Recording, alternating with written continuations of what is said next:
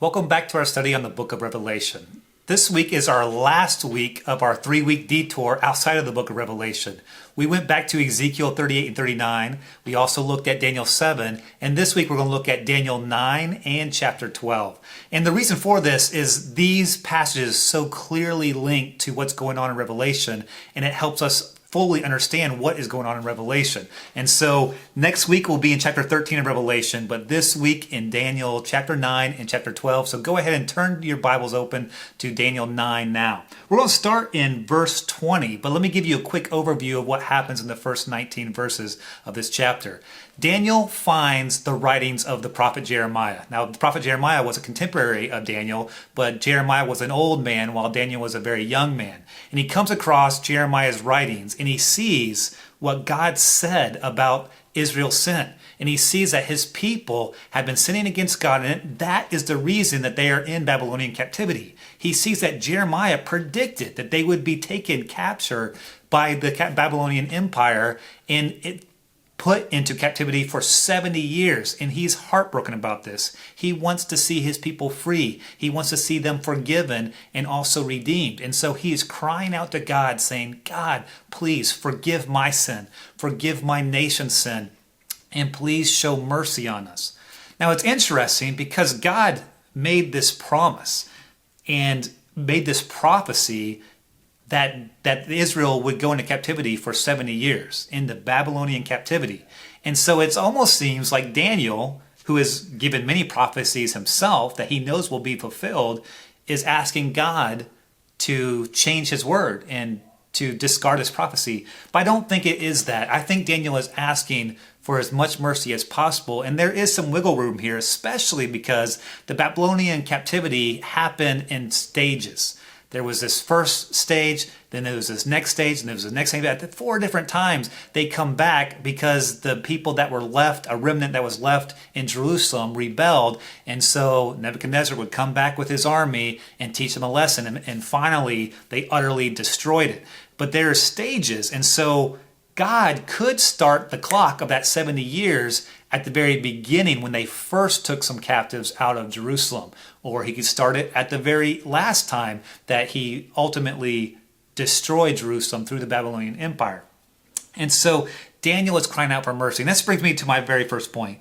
No prayer will convince God to change his word, but heartfelt prayer will make any situation better. So nothing in this Bible is going to be changed. Everything that happens in Revelation is going to happen.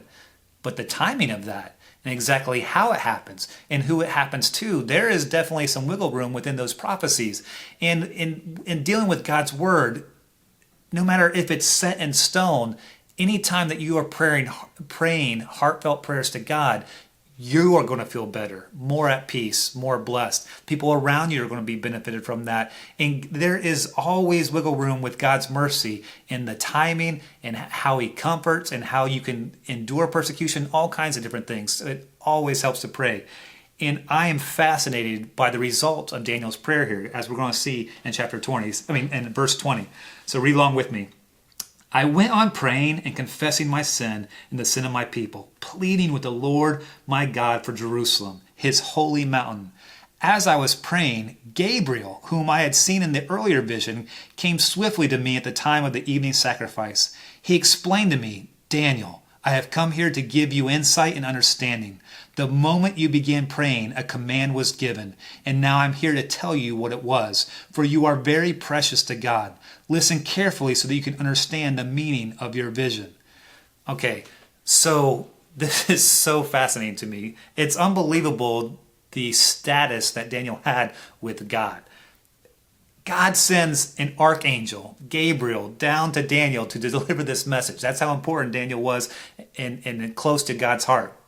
And then he makes this profound statement and saying, the moment you began praying for mercy, praying for forgiveness for your nation, the moment you did that, God made a decision and made a decree. And he's going to reveal what this decision was, what Daniel's prayer launched into motion. Now, don't get me wrong. God knew this plan before he ever spoke the universe into existence. He knew what he was going to do. But God chose to start his plan as a result of Daniel's prayer. And that's something that God does all the time. He does not want to move without our asking him to move. He wants to partner with us. He wants to be wanted. He wants to be loved, and he wants to shower us with love in return. But he wants us to take that step. And so he has limited his power to our prayers. He's going to hold it back, all his power, until we pray for the release of that power. And so he is going to give this vision and explain the vision to Daniel. And this is one of the most remarkable prophecies in Scripture. It's so specific and so significant. And he gives it to Daniel because he prayed with the right heart. All right, verse 24. A period of 70 sets of 7 has been decreed for your people in your holy city to finish their rebellion. And I think that is very specifically talking about the rebellion that ended in the Babylonian captivity. And so I think the first period of 7 sets of 7 is talking about how much longer they are going to be in Babylonian captivity. So 7 sets of 7. Now, sometimes this is translated weeks, but it's very clear that the weeks is representing years. And this is not uncommon for Scripture, where they'll be talking about days or weeks, and it's symbolic of a larger period of time. This is clearly talking about years. And so 49 more years. And so this brings me to point number 2. The angel probably separates the first 7 sets of 7 from the next 62 sets of 7 to indicate how much longer God's people will remain in Babylonian captivity. So he gives this information to Daniel, very specific. All right. Again, a period of 70 sets of 7 has been decreed for your people in your holy city to finish their rebellion and to put an end to their sin, to atone for their guilt, to bring in everlasting righteousness, to confirm the prophetic vision, and to anoint the most holy place. Now that was a lot. And that clearly goes way beyond the first 7 sets of 7, the end of the Babylonian Empire. And that's kind of why I stopped where I did stop. And so, because he follows it up with the next 62 sets of 7. It's going to do all these things. But let's keep reading. Verse 25. Now listen and understand. 7 sets of 7 plus 62 sets of 7 will pass from the time the command is given to rebuild Jerusalem until a ruler, the anointed one, comes. Jerusalem will be rebuilt with streets and strong defenses despite the perilous times. And so here's what the prophecy is saying. Jerusalem will be rebuilt. And even though it's dangerous all around, Jerusalem's walls will be rebuilt, the city will be rebuilt, the temple will be rebuilt. And he's also saying within this period of time, this total of 69 weeks, there will be an anointed one that will come. And that anointed one is capitalized because that is a prophecy, a messianic prophecy describing Jesus. All right. So verse 26 now. After this period of 62 sets of 7, the anointed one will be killed, appearing to have accomplished nothing, and a ruler will arise whose armies will destroy the city and the temple. And the end will come with a flood and war, and its miseries are decreed from that time to the very end. The ruler will make a treaty with the people for a period of 1 set of 7. But after half this time, he will put an end to the sacrifices and offerings. And as a climax to all of his terrible deeds, he will set up a sacrilegious object that causes desecration, until the fate decreed for this defiler is finally poured out on him. Now, this is a brilliant and very specific and significant prophecy, but it is also one that's very tricky and very difficult to figure out. One of the difficulties is that this prophecy, like a lot of biblical prophecies, just treats time as if it doesn't matter. I mean, it just haphazardly treats time like it's insignificant, because this whole passage is talking about vastly different sections of time. I mean, it's dealing with the Babylonian captivity, and then it fast forwards to when the anointed one comes, the Messiah comes, which is 483 years later, and then it talks about what will happen shortly after Christ's death in dealing with the Roman Empire, and then it fast forwards 2,000 years or more into the future of when Israel will be reestablished and there will be the Antichrist will come. And so all of this is jam-packed into one prophecy here. But let's kind of try to break it down and figure it out. All right. Now he's saying there's 62 sets of 7, all right?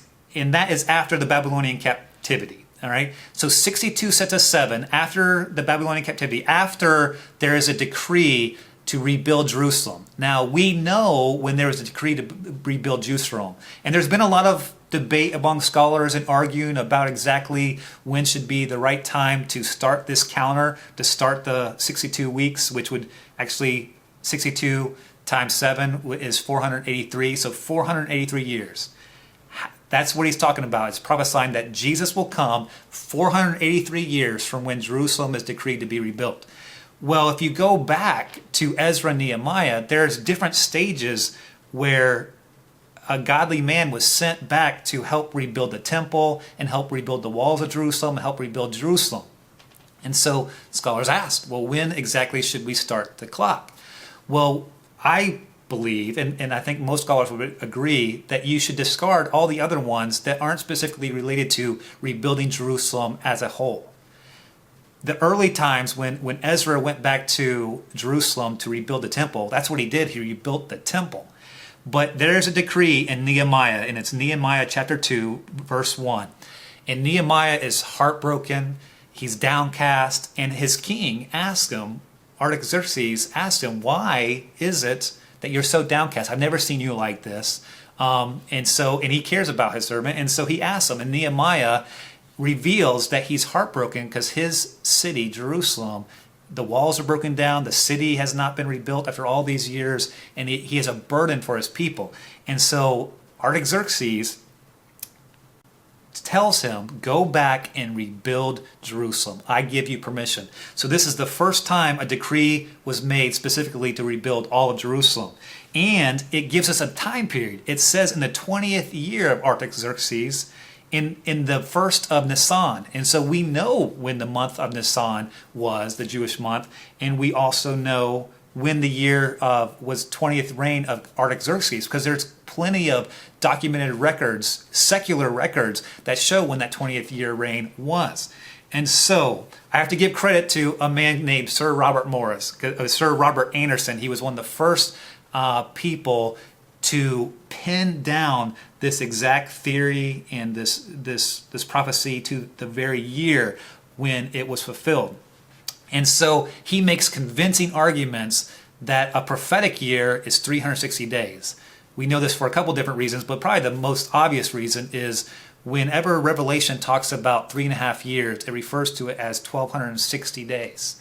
And if you do the math, that's exactly 300, that's 3.5 times 360. And so a prophetic year is 360 days. So if you take the 62 weeks that is mentioned in verse 26, 62 years, all right, times 7 is 483. And if you do that from the very day of the first of Nisan in the 20th year of Artaxerxes' reign, and you just do it, you multiply 360 by 483, you get 173,880 days. And that would take you to April 6, 32 AD. And a lot of scholars, including me, believe that Jesus' triumphal entry into Jerusalem was on that day, on that weekend, April 6, 32 AD. That is fascinating. The fascinating that Daniel could be given a prophecy that wasn't just detailing the very year, but perhaps the very day that Jesus entered Jerusalem to give himself as a sacrifice for our sin. And so in this, it says, the anointed one will be killed, appearing to have accomplished nothing. That's what will happen at that day and that time, that year. And a ruler will rise whose armies will destroy the city and the temple. And they did. 70 AD, there was a leader, the Roman Empire completely destroyed Jerusalem and scattered the people for good. And they did not come together again until 1948 as a nation of Israel. And Jerusalem was not rebuilt to its glory. All right? And then it says, the end will come with a flood. Now this is the end of time, the end of the period. And I believe it's talking about what we see in Revelation. And war and miseries are decreed from that time to the very end. Now, this is the very end now. This is talking about Revelation time. A ruler will make a treaty with the people for a period of one set of 7. But after half this time, he will put an end to the sacrifices and offerings. And as a climax to all of his terrible deeds, he will set up a sacrilegious object that causes desecration until the fate decreed for this defiler is finally poured out to him. This is the Antichrist. And this reveals to us that he will have a treaty with Israel. He will actually play friendly with the nation of Israel for a time. But 3.5 years into that, he will break it. All right. And this, I think the 7-year period is talking about the period of the tribulation. And the last 3.5 years are the years where God's wrath is poured out. You know, the 7 trumpets and the 7 bowls of his wrath are poured out. And so during that time, he will attack the nation of Israel viciously. And and even to the point where he will take over the temple and he will put an object of desecration, I believe, a statue of himself in this temple and have people worship it. Now, this is only going to make really good sense until when we read chapter 13 of Revelation and see the specific prophecies about the Antichrist. But I need you to know this part and remember this part. There is in Daniel a prophecy of an Antichrist coming, making a treaty. There being a 7-year period, in the last 3.5 years of him attacking Israel and turning against that treaty and making all kinds of pain and persecution to God's people. In that he will set up an object of desecration and basically have people worship him. All right? Because this is going to be so clear when we come to chapter 13 of Revelation. But let's skip over to Daniel 12 now. I won't spend nearly as much time on this chapter, but I think it is significant because it does reference the end times. So let's look at chapter 12.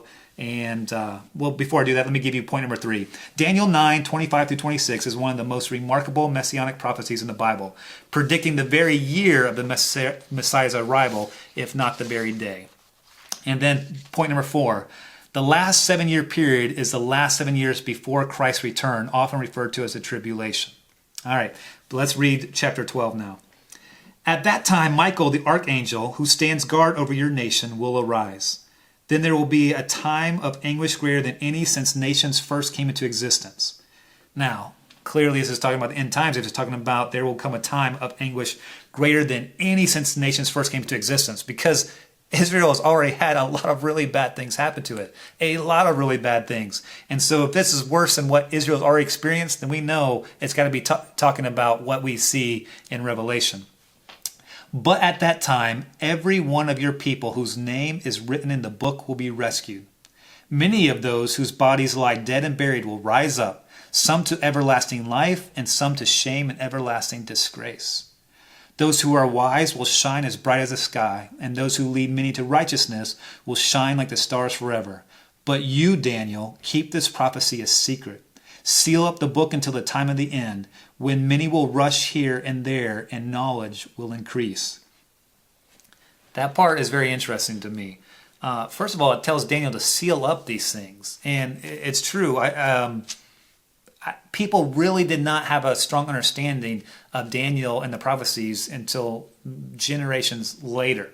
And when the book of Daniel was recovered and some of the old transcripts and manuscripts were found and that kind of stuff, I think it was really more towards modern times when we really started understanding and putting the pieces together with Revelation, exactly what Daniel was talking about with some of these prophecies. But the last part is interesting to me because they had the book of Daniel. They could read the book of Daniel, but I just don't think they could unseal the meaning of Daniel. But it says it'll seal up this book until the time of the end, when many will rush here and there and knowledge will increase. Well, think about our society now and about rushing. We are so busy. We have automobiles that go 70 miles per hour to get us from point A to point B. We have planes. I mean, that we can fly around the world. We can go, all the way across the world in a day and a half. That is mind-boggling to anybody back this time. And then to think about knowledge increasing. Think about how much knowledge we have at our fingertips. almost everyone has a smartphone and you can Google anything and find the answer to almost any question. So you can actually be a fool and you can be someone that is completely ignorant, and yet you could still have all this knowledge just by looking up the answer. And so to me, this is again talking about a period of time that we are living in and in the future that we have right in front of us. Verse 5, then I, Daniel, looked and saw two others standing on opposite banks of the river.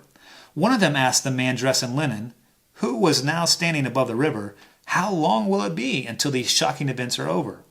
The man dressed in linen, who was standing above the river, raised both his hands towards heaven and took a solemn oath by the one who lives forever, saying, it will go on for a time, times, and a half time. I know we've covered this before, but just as a reminder, whenever it talks about time, times, and a half time, it's talking about a 3.5 year period. Times represented a year, times is a multiple of that, 2 years, and then a half time, so 3.5 years. When the shattering of the holy people has finally come to an end, all these things will have happened. I heard what he said, but I did not understand what he meant, so I asked, how will all this finally end, my Lord? But he said, go now, Daniel, for what I have said is kept secret and sealed until the time of the end. Many will be purified, cleansed, and refined by these trials. But the wicked will continue in their wickedness, and none of them will understand. Only those who are wise will know what it means. From the time the daily sacrifice is stopped, and the sacrilegious object that causes desecration is set up to be worshipped, there will be 1,290 days. And blessed are those who wait and remain until the end of the 1,335 days. As for you, go your way until the end. You will rest, and then at the end of the days you will rise again to receive the inheritance set aside for you. So a very specific promise here to Daniel that you will rise again. So how anyone could believe that there's not a resurrection, I don't know, but it's very clearly mentioned here that Daniel will rise again and receive his inheritance. But let me go back to point number 5. Verse 27 reveals that the Antichrist will make a peace treaty with Israel and then break it 3.5 years in by attacking them and setting up the abomination of desolation. Right? And then when you get to chapter 12 and you have this very specific thing. So in the future, when this does happen, when the Antichrist does break his treaty and attack Israel, Daniel here gives us a specific clock of number of days of when Jesus is coming back. He says from the time the sacrifices are stopped in the temple and that this object is set up, there will be 1,290 days and then it'll be over and Jesus will be coming back. Now, many people have asked what in the world is with 1,335 days? Because it says there will be 1,290 days from that point on. And blessed are those who wait and remain until the end of the 1,335 days. Well, first of all, I have to admit, I'm guessing if I say anything because no one really knows for sure exactly what that is referring to. People have thrown out a lot of different theories and that kind of stuff. My favorite theory, and the one that I'm going to stick to, is I think the last 45 days that are mentioned are what's going to happen in the aftermath of Jesus coming back. Now, Jesus could come back and pull like a Thanos, from the Avengers and just snap his fingers and all the bad people start disappearing. Okay, he could do something. He could do that. He could just speak them all dead with a word.